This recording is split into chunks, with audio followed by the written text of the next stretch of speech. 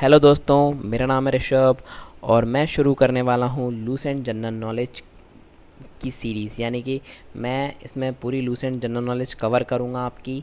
यानी कि जैसे कि इसमें जितने भी आपके सब्जेक्ट्स हैं, हिस्ट्री, सिविक्स, ज्योग्राफी, वो सारे कंप्लीट करूँगा टॉपिक वाइज। और इसमें मैं आपको बताऊँगा क्या क्या इम्पोर्टेंट रहेगा आपके लिए, वो सभी चीज़ें कवर होंगी इसमें। अब जो कि मैंने सबसे पहले जो टॉपिक सब्जेक्ट उठाया है वो है चैप्टर 9, यानी कि miscellaneous part.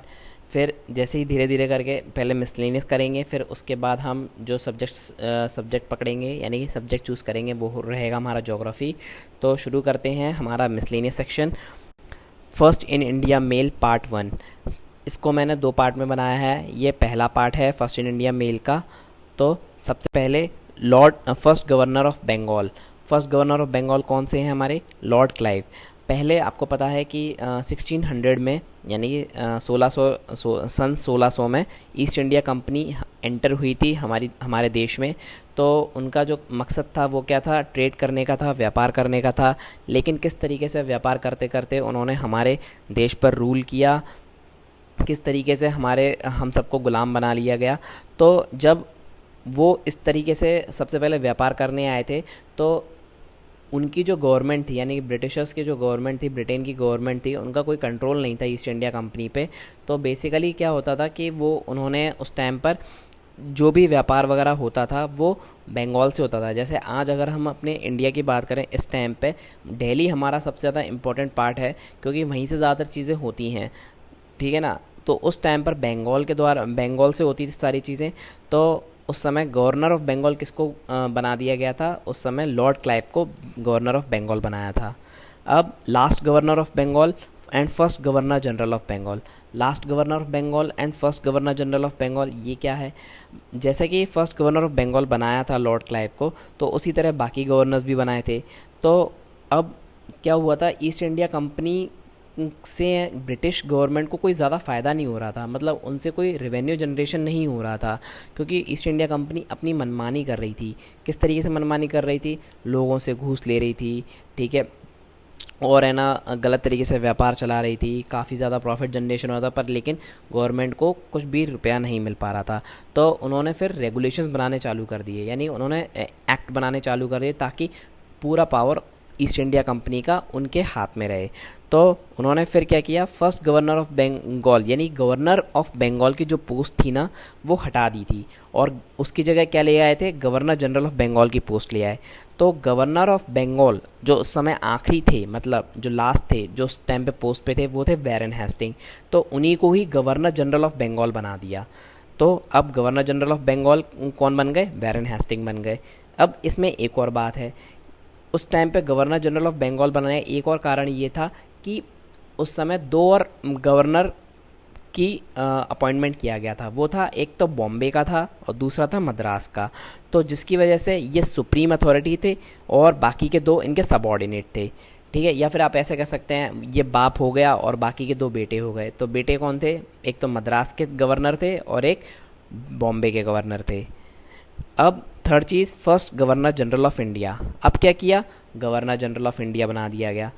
Governor general of India क्यों बनाया? क्योंकि जो ब्रिटिश गवर्नमेंट थी, उनको ये पसंद ही नहीं आया था कि गवर्नर जनरल ऑफ बंगाल का कोई कॉन्सेप्ट, क्योंकि वो धीरे धीरे रूल करना चाह रहे थे, क्योंकि इससे फिर वो एक बंगाल पे ही अपनी कमांड रख रहे थे, यानी बंगाल से रिप्रेजेंट नहीं कराया। अब हमें देश चाहिए, हमें पूरा। अब तो देश के लिए क्या किया उन्होंने? अब वो पोस्ट ही हटा दी उन्होंने, अब गवर्नर जनरल ऑफ इंडिया बनाया सीधा।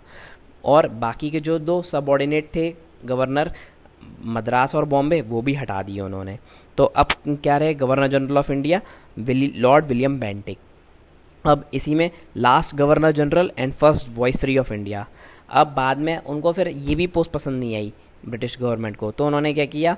अब हमें गवर्नर जनरल ऑफ इंडिया की भी पोस्ट नहीं चाहिए, अब हम सीधा बनाएंगे फर्स्ट वॉइसरॉय ऑफ इंडिया।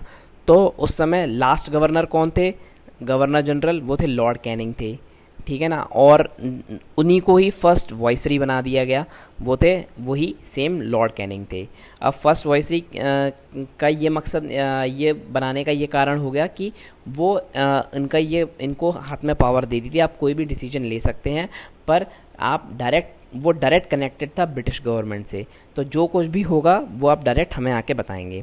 अब first president of Indian national Congress, आप सभी को पता है इंडियन नेशनल कांग्रेस क्यों बनी थी, क्योंकि ब्रिटिशर्स से प्रोटेस्ट करने के लिए। तो उस समय के प्रेसिडेंट कौन थे? WC बैनर्जी थे। नेक्स्ट चलते हैं, first Indian governor general of independent India, मतलब इंडिपेंडेंस के बाद पहले गवर्नर जनरल कौन बने? C Rajagopalachari. First Indian to pass ICS, पहले व्यक्ति ICS पास करने वाले। ICS क्या है? Indian civil servant exam. तो पहले कौन से व्यक्ति थे जिन्होंने पास किया था? वो थे सुरेंद्र नाथ बैनर्जी। और फर्स्ट इंडियन ICS ऑफिसर, ये थे पहले जिन्होंने पास किया था लेकिन ज्वाइनिंग नहीं ली थी, और ये थे सत्येंद्र नाथ टैगोर, जिन्होंने पास भी किया और ज्वाइनिंग भी ली और ऑफिसर भी बने। वो थे सत्येंद्र नाथ टैगोर। सत्येंद्र नाथ टैगोर बेसिकली ये रविंद्रनाथ टैगोर के मतलब ब्रदर थे। First governor general of independent India, first governor general कौन कौन बने इंडिपेंडेंट इंडिया के? वो थे लॉर्ड लुइस माउंटबेटन। जी हाँ, ये ब्रिटिशर ही थे, ये इंडियन नहीं थे। First cosmonaut to go into space, पहले व्यक्ति जो कि स्पेस में गए वो थे Rakesh Sharma. First temporary president, पहले टेम्पररी बनाए गए प्रेसिडेंट कौन थे कॉन्स्टिट्यूंट असेंबली के? वो थे Sachchidanand Sinha. First commander in chief of free India, पहले कमांडर इन चीफ, ठीक है, आज़ादी के बाद के, वो थे general KM Cariappa. First Indian Nobel laureate Rabindranath Tagore. First Indian जज ऑफ ICJ, ICJ क्या है? ICJ है इंटरनेशनल कोर्ट ऑफ जस्टिस। तो पहले इंटरनेशनल कोर्ट ऑफ जस्टिस कौन बने जज? वो थे doctor Nagendra Singh. International court of justice का मकसद ये रहता है कि जैसे कोई भी दो कंट्रीज़ के बीच में कोई विवाद चल रहा है या किसी प्रकार की प्रॉब्लम्स क्रिएट होती है तो वो इंटरनेशनल कोर्ट ऑफ जस्टिस में जा सकते हैं और अपना मैटर वहाँ पे सुलझा सकते हैं।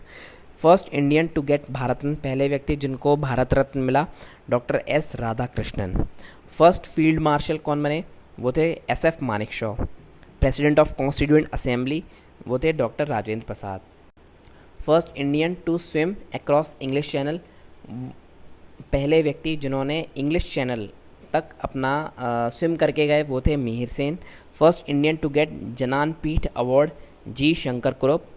First Muslim president of Indian republic वो थे डॉक्टर जाकिर हुसैन, पहले मुस्लिम प्रेसिडेंट बनने वाले वो थे doctor Zakir Hussain. First Indian to win Park Street ocean swimming वो थे Baidyanath. First speaker of Lok Sabha, पहले स्पीकर लोकसभा के GV Mavalankar. First person to make printing press popular, जिन्होंने प्रिंटिंग प्रेस को बहुत ज़्यादा फेमस कर दिया था जिसकी वजह से आज हम सब न्यूज़पेपर पढ़ते हैं, मैगजीन्स पढ़ते हैं, वो थे James Sikki. First education minister Maulana Abul Kalam Azad. First president of independent India, आप सभी जानते हैं फर्स्ट प्रेसिडेंट कौन थे? Doctor Rajendra Prasad. First prime minister of India Pandit Jawaharlal Nehru, इनको तो सभी जानते हैं पर मैंने फिर भी अपनी स्लाइड्स में इनको रख दिया है। फर्स्ट होम मिनिस्टर हमारे आयरन मैन सरदार वल्लभ भाई Patel. First president of India, vice president of India doctor S Radhakrishnan, ये पहले वाइस प्रेसिडेंट भी थे और हमारे पहले भारत रत्न जीतने वाले डॉक्टर S राधाकृष्णन ही थे। फर्स्ट चीफ एयर स्टाफ कौन थे? Sir Thomas Elmhirst. First Indian air chief of India Subroto Mukherjee. First chief of army staff Rajendra Singh Jadeja, इसको आप रविंद्र जडेजा से भी कंपेयर कर सकते हो ताकि थोड़ा दिमाग में रहेगा अच्छे से। First chief of naval staff RD Katari. First large scale atomic reactor Apsara 1956। First person to get Param Vir Chakra major Somnath Sharma. First nuclear submarine of India INS Chakra. First Indian scientist to get Nobel वो थे CV रमन फिजिक्स में। First Indian submarine INS Kalvari. First scientist of Indian origin, पहले Indian origin के scientist जिन्होंने Nobel जीता था किसमें? Medical science में, वो थे doctor Hargobind Khurana. I hope आपको ये लेक्चर पसंद आया हो। इसमें ज़्यादा कुछ समझाने का था नहीं बेसिकली, क्योंकि आपको इनको याद ही करना है और आपको इनको किस तरीके से याद करना है, आपको इस तरीके से याद होना चाहिए। ये याद नहीं, एक तरीके से पता होना चाहिए कि कि हाँ ये चीज़ मुझे पता है। जैसे कि कोई आपसे पूछ ले कि गांधी जयंती कब आती है, तो 2 अक्टूबर को आती है। ये आपको किसी को याद करने की ज़रूरत नहीं पड़ी, लेकिन ये ऑटोमेटिकली आपके दिमाग में है, ये आपको पता है ये चीज़ें। ठीक है। 26 जनवरी यानी रिपब्लिक डे, ये याद नहीं किया आप लोगों ने, ये आपने आपको पता है ये चीज़ें।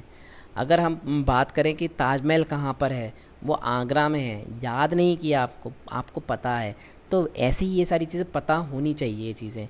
मतलब एक तरीके से पता करो, मतलब याद मत करो, मतलब इनको है ना एक तरीके से संभालो अपने अंदर। इस तरीके से दिमाग में रखो कि हाँ कभी भी कोई भी पूछ ले हम तुरंत बता दें इन चीज़ों को।